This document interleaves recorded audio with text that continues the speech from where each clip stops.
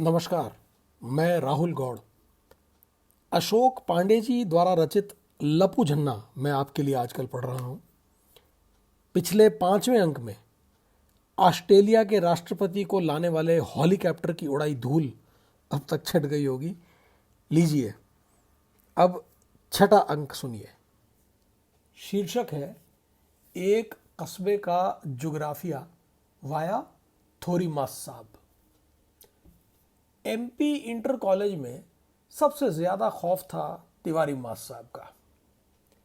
तिवारी मास साहब को प्रागैतिहासिक समय से थोरी बुड्ढा कहा जाता था। मास साहब की रंगत कोयले के बोरे को शर्मिंदा करने को पर्याप्त थी। वे हमें चित्रकला यानी कि आर्ट सिखाने के अलावा भूगोल यानी भूगोल भी पढ़ाया करते थे।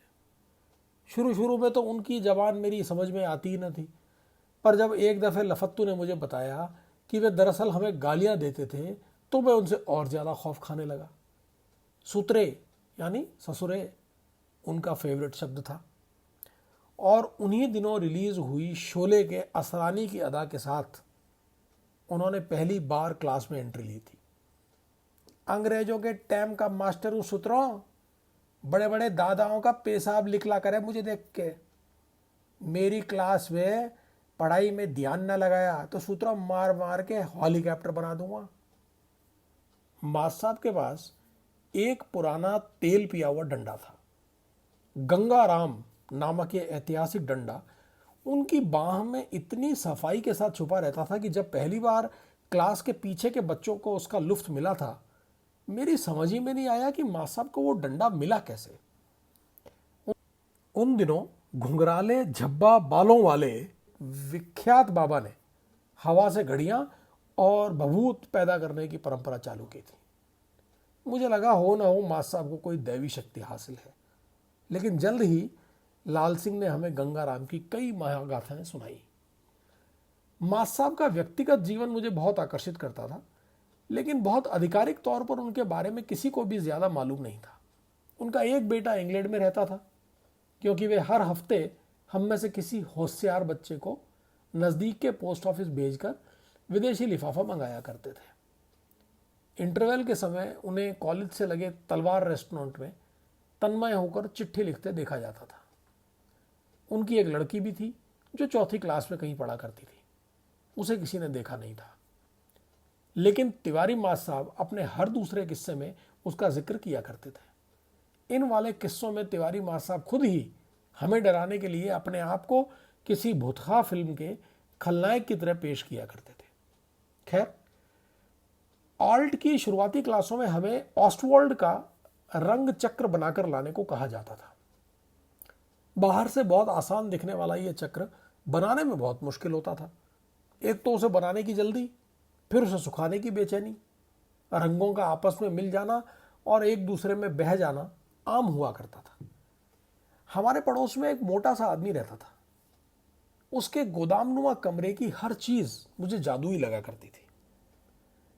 अजीब अजीब गंधों और विचित्र किस्म के डिब्बों, बोरियों और कट्टों से अटा हुआ उसका कमरा मेरे लिए साइंस की सबसे बड़ी प्रयोगशाला था। उसी की मदद से मैंने सेल से चलने वाला पंखा बनाया। उसी कमरे में मैंने रेडियो की बैटरी को पंखे के रेगुलेटर से जोड़ने का महावैज्ञानिक कारनामा अंजाम दिया था। जब मैं ऑस्टवर्ल्ड के रंग चक्र से बुरी तरह ऊब गया तो गोदाम वाले सज्जन ने ऑस्टवर्ल्ड में दिलचस्पी लेना पैदा किया। मेरी ड्राइंग वैसे खराब नहीं थी, लेकिन ऑस्टवर्ल्ड ने मेरे घोड़े खोल दिए थे। मैं गोदाम के कबाड़ में डूबा रहता था और ये साहब बहुत ध्यान लगाकर मेरा आर्ट का होमवर्क किया करते थे। रंग को सुखाने की इनकी बेचैनी मुझसे भी ज्यादा होती थी।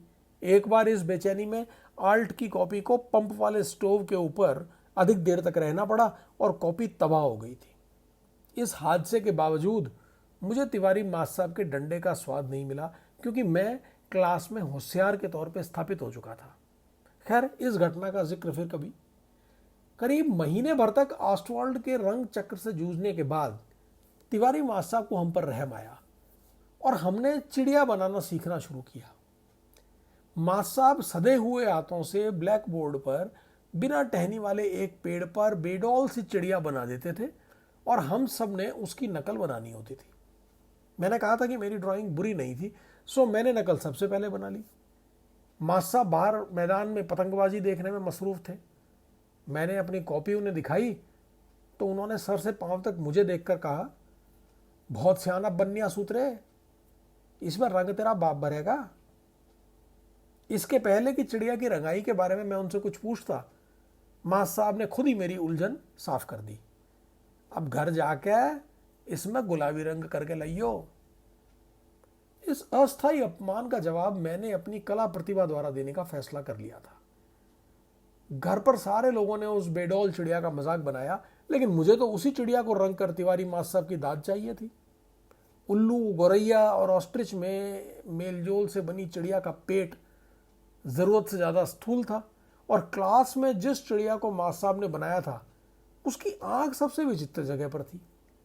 आंख की जगह पर ना होकर गर्दन के बीचों बीच बनाया करते थे तिवारी मास्टर साहब। अपने आप को वाकई ज्यादा सियाना बनते हुए मैंने चिड़िया की आंख को सही जगह पर बना दिया था। ऊपर से इस चिड़िया का रंग गुलाबी था। सुबह क्लास का हर बच्चा गुलाबी रंग की एक दयनीय चिड़िया बनाकर लाया था। लफत्तू की चिड़िया सबसे फद्दड़ बनी थी। लाल सिंह को अपनी सीनियरिटी के कारण इस कला कर्म से 2-3 साल पहले मुक्ति मिल चुकी थी। मास्टर साहब को चिड़िया दिखाने का पहला नंबर मेरा था। मास्टर साहब ने किसी सधे हुए कला पारखी की तरह मेरी कॉपी को आड़ा तिरछा करके देखा। जरा पेंसिल लाइयो।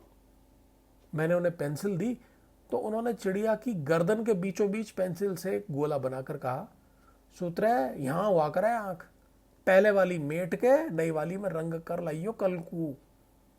मैं पलट कर अपनी सीट पर जा रहा था कि उन्होंने मुझे फिर से बुलाया, और जब आल्ट पूरी हो जा तो नीचे के साइड पे लिख दीजिए तोता। उसके कई सालों बाद तक लिख दे तोता रामनगर के लौंडे मोंडों में बहुत पॉपुलर हुआ। एक दिन अचानक पता चला कि थोरी बुढ़ा हमें भूगोल भी पढ़ाया करेगा। लिख दे तोता कांड के बाद मेरे मन से उनके लिए सारी इज्जत खत्म हो गई थी। अंग्रेजों के जमाने वाला मास्टर और दादाओं के पेशाब और मार मार के हेलीकॉप्टर वाली प्रारंभिक स्पीच के उपरांत मास्टर साहब ने गंगाराम चालीसा का पाठ किया। इस औपचारिक वार्ता के बाद वे गंभीर मुख मुद्रा बनाकर बोले, कल से सारे सूत्रों को मैं भूगोल पढ़ाया करूंगा। भूगोल के बारे में कौन जाना करे है? हमने भूगोल का नाम सुना था, भूगोल का नहीं। यह सोचकर कि शायद कोई नया विषय हो, सारे बच्चे चुप रहे। गंगाराम का भय भी सता रहा था। भूगोल माने हमारा इलाका, पहले हमारा कॉलेज, बा के बाद पिक्चर हॉल, बा के बाद वहां को तलवार का होटल और वहां को प्रिंसिपल साहब का घर। मास्टर साहब की आवाज को काटती हुई लफत्तू की आवाज आई, मास्टर साहब आपका घर किस तरफ को हैगा? एक बित्ते भर के सूत्रे से मास्टर साहब को ऐसी हिमाकत की उम्मीद न थी। कुत्ते की औलाद खबीस सूत्रे, कहते हुए मास्टर साहब ने अपना गंगाराम बाहर निकाल लिया और लफत्तू की कतार में बैठे सारे बच्चों को मार मार कर नीम बेहोश बना डाला। गुस्से में कांप रहे थे तिवारी मास्टर साहब। अपनी कर्री आवाज में उन्होंने भूगोल की क्लास के अनुशासन के नियम गिनाए। जिन सूत्रों को पढ़ना हुआ करे वो यहाँ पे आवे, वरना धाम पे को निकल जाया करे। और रामनगर के 4 धाम सुन लो हरामजादों, इस तरफ को खताड़ी और उस तरफ को लखुआ। तीसरा धाम हैगा भवानीगंज और सबसे बड़ा धाम हैगा कोसी डाम। कोसी नदी पर बने इस बांध पर टहलना रामनगर में किया जा सकने वाला सबसे बड़ा अय्याश काम था। और जो सूत्रा तिवारी मास्टर साहब की नजर में इन 4 जगहों पर आ गया, उसको वहीं सड़क पे जिंदा गाड़ के रास्ता वहां से बना दूंगा। ये 6ठा अंक यहां समाप्त हुआ। लपू जन्ना को आप लोग पसंद कर रहे हैं और मुझे भी पढ़ने में मज़ा आ रहा है, धन्यवाद। ख़ास धन्यवाद मेरी पुरानी शिक्षिका मिसेस महावल का, प्रभा जी का और मेरे आदरणीय किशोर जी का भी। अगले अंक में फिर एक बार जल्द हाजिर होता हूँ, तब तक के लिए नमस्कार।